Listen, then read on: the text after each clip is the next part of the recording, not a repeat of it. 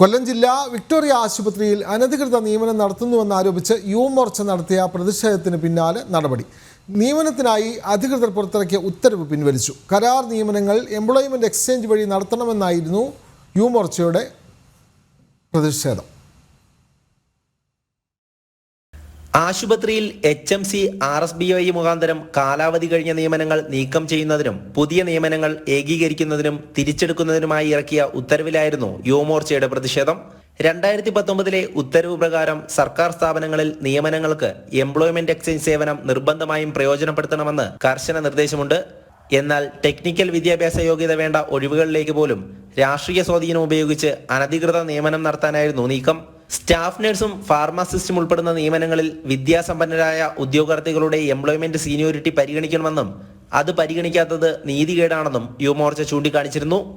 73 പേരുടെ പട്ടിക ഉൾപ്പെടുത്തി പുറത്തിറക്കിയ ലിസ്റ്റ് പിൻവലിക്കണമെന്നാവശ്യപ്പെട്ട് പ്രവർത്തകർ ഉപരോധവും പ്രതിഷേധ പരിപാടികളും സംഘടിപ്പിച്ചു.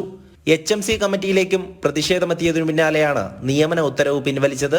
ഭാരതീയ ജനതാ യുവമോർച്ച നടത്തിയ 2 ദിനത്തെ ഐതിഹാസിക സമരമാണ് ഇതിന് കാരണമായത്.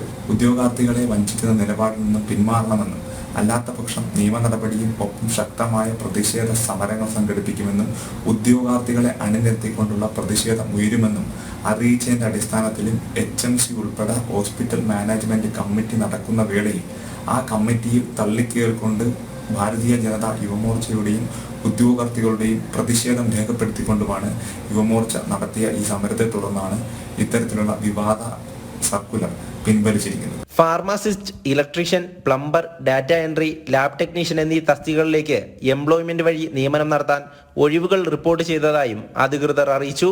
45 വയസ്സ് കഴിഞ്ഞ ലിസ്റ്റിൽ ഉൾപ്പെട്ട ജീവനക്കാർക്ക് മാനുഷിക പരിഗണന നൽകുന്നതിൽ പ്രതിഷേധമില്ലെന്നും യുവമോർച്ച അറിയിച്ചിരുന്നു. ജനം, കൊല്ലം.